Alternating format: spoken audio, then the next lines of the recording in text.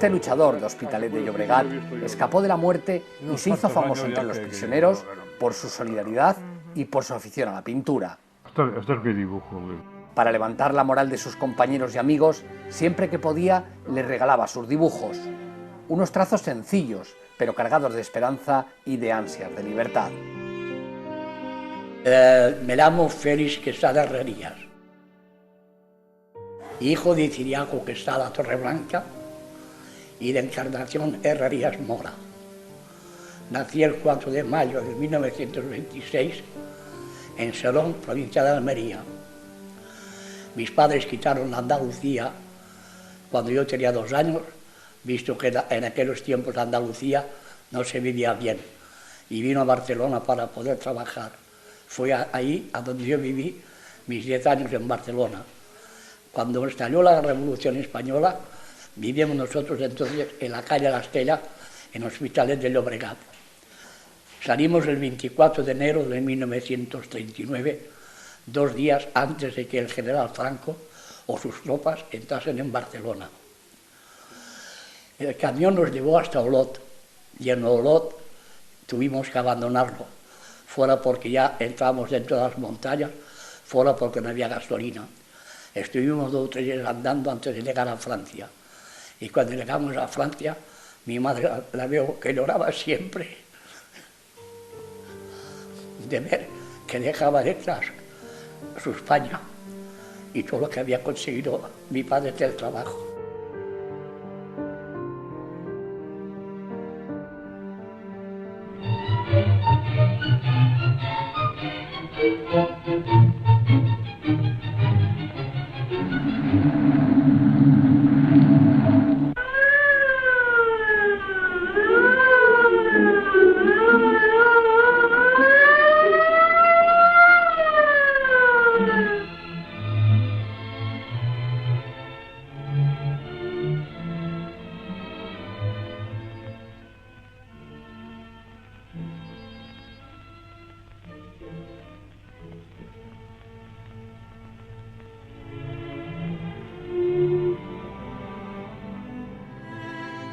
Había la columna de Durruti, ¿no?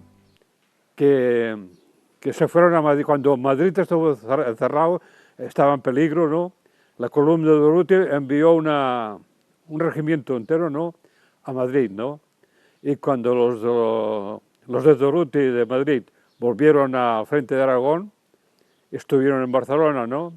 Y cuando el día que se marchaban al frente, yo sin decir nada a casa me marché con ellos. Y mi tía que estaba allí, pues tuvo que decirlo a mi madre y se ha marchado. Me marché sin decir nada a nadie. ¿Recuerdan más o menos el trayecto que hicieron? ¿Recuerdan si pararon en algún otro sitio? No, bueno, paramos para descansar, pues íbamos con unas maletas.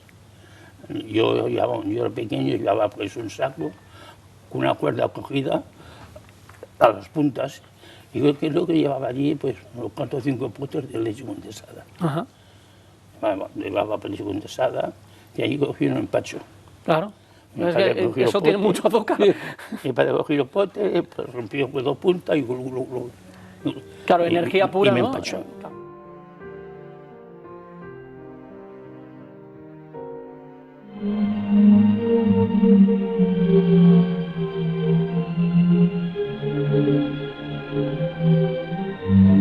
Y dice usted que el recibimiento de los pueblos fue bueno. Muy bueno.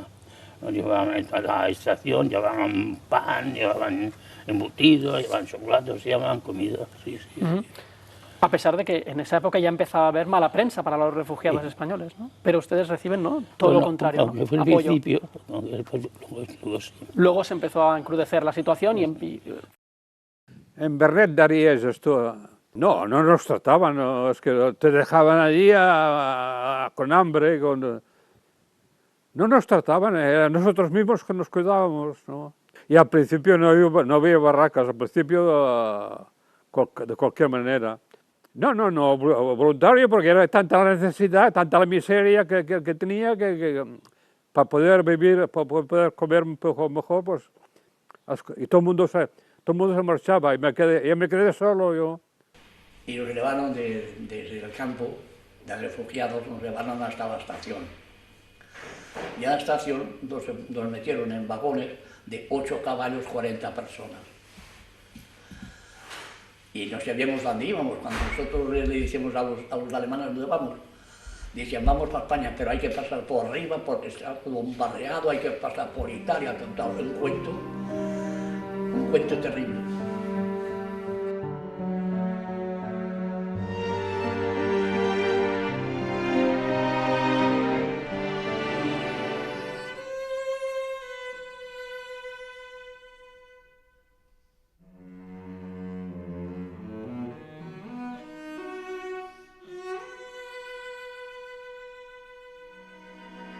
Fuimos desde Francia allí, ¿no?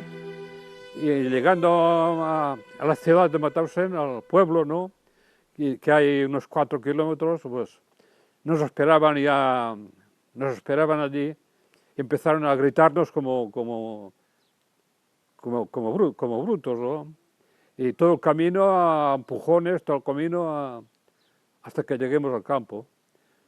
Pero éramos tantos, unos 400, ¿no?, que a medianoche que no sabían dónde meternos, nos dejaron con nuestras cosas, nos dejaron allí por el suelo, allí con mantas, ¿no? ¿Qué es lo que pasa cuando llegan a esa estación, cuando les bajan del tren? ¿Qué ocurre? Pues para el tren, abren las puertas de los vagones, hacen bajar a la gente, a los hombres.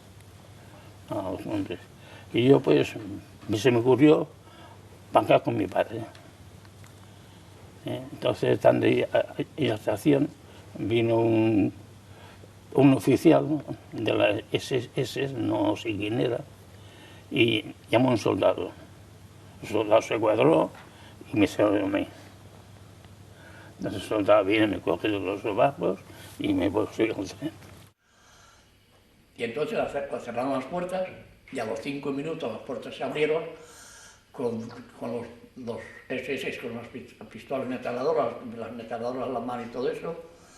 Monsieur Raus. Y yo, pues como no era un monsieur, que yo era una criatura, pues me quedé ahí. Pero como vieron un grande con pantalón y todo, Monsieur Raus, me cogieron afuera del vagón. Y mi madre marcó el nombre de la estación. Con que yo me metí en la fila y yo decía que yo les hacía así, que tenía 13 años, no, ni hablar, 13 años o 2 años para ellos era lo mismo. Y cuando llegamos a Mauthausen todo era una alambrada, las cocinas estaban afuera del campo. Y entramos allí y había la entrada, era la misma. Y yo miré y dije a mi padre, digo, mira papá, una ametralladora. Dice, no es una ametralladora, dice, es una cámara para filmar. Le dije, no papá, digo, eso es una ametralladora. Y él, claro, quería que no tuviese miedo. Con que sí, al cabo de un rato, llegó el Estado Mayor, el comandante Franz Sirais y todo, el capitán y todo, y nos hicieron la moral porque había allí un alemán que estuvo en la guerra de España, en las brigadas internacionales, e hizo de intérprete. Y entonces nos dijo que todos los que estábamos allí, que no saldríamos por la puerta, que saldríamos todos por el quematorio. Ya nos dijo por dónde íbamos a salir. Y una vez, precisamente en las barracas había piojos, una vez, una cosa muy conocida, ¿no?, nos bajaron a todo el campo, desnudos, al patio, ¿no?, al patio había un patio de los garajes, ¿no?, y todo el campo desnudo abajo, ¿no?, estuvimos todo el día desnudos allí. 15 días más, no, yo no podía ya. Yo cuando entraba al campo ya con las manos me iba apoyando poco a poco a las paredes de las barracas, yo no podía más.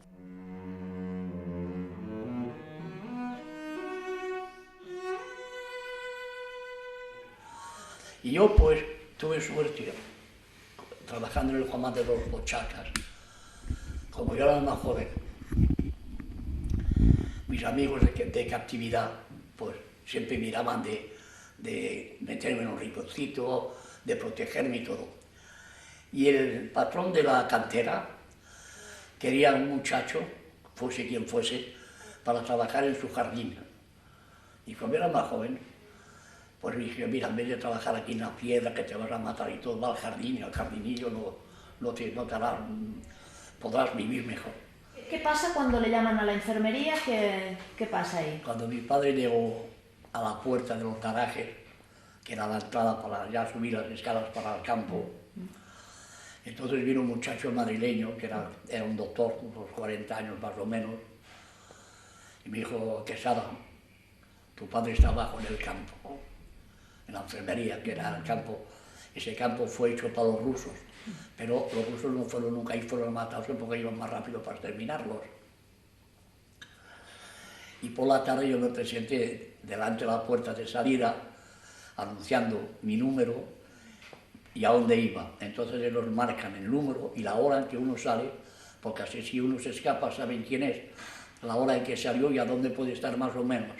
Bueno, y cuando fui yo con el médico, que me dijo, ahí está tu padre, mi padre se levantó para besarme. Mi padre parecía un sapo, la sangre era toda agua, y hinchado y todo, y me dio asco.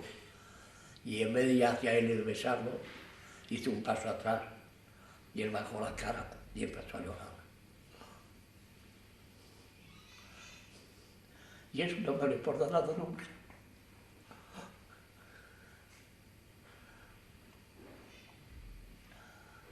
Bueno. ¿Su padre logró salir con vida del campo? Sí. A mi padre vivió 30 y pico de años todavía. Murió en el 84 con 86 años. Sufrió mucho, más que yo, porque yo era una criatura que no me daba cuenta de dónde estaba, porque yo he hecho cosas que un hombre no las hubiese hecho. Porque como no reflexionaba, ni veía el peligro, ni veía nada, pues yo he hecho cosas, pero cosas bárbaras, que a veces me decían, pero tú estás chalado, que si te enganchan, te cuelgan como un salchichón.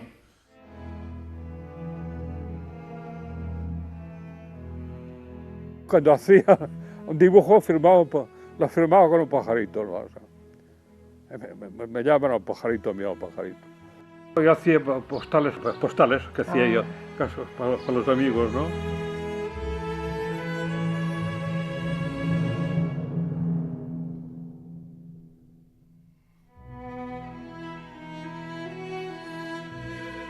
He hecho muchos, incluso pornográficos.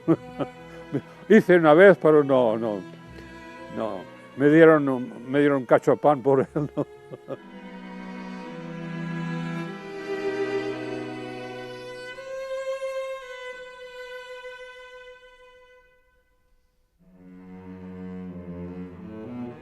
Incluso subían con una carreta, ¿no?, llena de muertos, ¿no? Pero que ellos no subían por las escaleras, subían por la carretera, ¿no?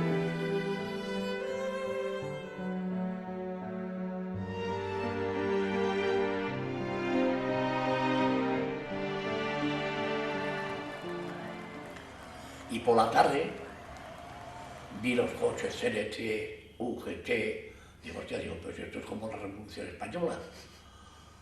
Y entonces vi un madrileño pequeñín y me dice, Félix, si tú eres un hombre, ya sabes lo que tienes que hacer. Joder, también no me dijo eso, ya tenía un casco en la cabeza y un fusil.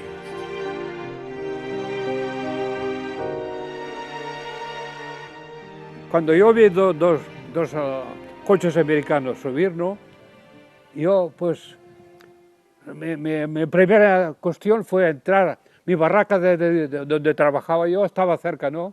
Fui allí, cogí lápices, cogí papel, cogí mis cosas, ¿no?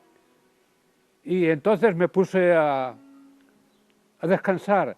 Yo estaba 4 horas sin conocimiento en el suelo. Y cuando me desperté, lo primero que me vi, los pantalones de rayas, ¿no? Digo, lo primero que me digo, tengo que ir a buscar ropa. Yo sabía que si iba a España me iba a la cárcel. Seguro. Si yo volvía a España, y para estar otra vez en la cárcel no valía la pena, ¿no? Los gobiernos que iba después de Franco, pues, era también de derechas, ¿no? Era de derechas también, ¿no? A nosotros Los olvidados, los olvidados. ¿No? Porque ya todo lo que hemos pasado, eso queda. Yo a veces, hablando con mi mujer o hablando con usted o con quien sea, pronuncio una palabra de Mauthausen, mi mujer me dice, siempre estás ahí. Si es una cosa no se puede olvidar. No, yo cuando yo fui a España en el 69, le voy a decir por qué. Yo hasta el 69 siempre fui español, a pesar de que lo soy. Porque aunque lleve francés en papeles, lo que cuenta es la sangre, el corazón, el pensamiento y todo. Y España la quiero mucho yo. La quiero mucho, no por la España, sino que tengo toda mi familia allí. Y yo no puedo ir allí, porque mi vida está hecha en Francia. Y a mí me gustaría estar al lado de ellos, discutir con ellos, comer con ellos, vivir con ellos. Murieron que eran jóvenes, murieron mis amigos, murieron padres, hijos y hermanos que estuvieron por aquel camino. Yo soy testigo, porque a la edad de 14 años, junto a mi padre, también subimos los dos por aquel maldito camino. Mauthausen, campo triste y sinistro, campo de esclavitud, campo con tus esclavos que necesitaste la vida y la salud. En Mauthausen era el invierno y el humo por la chimenea del quematorio salía lento. Quemaron a miles y a miles de españoles que hoy, sin poderles olvidar, los llevo siempre en mi pensamiento.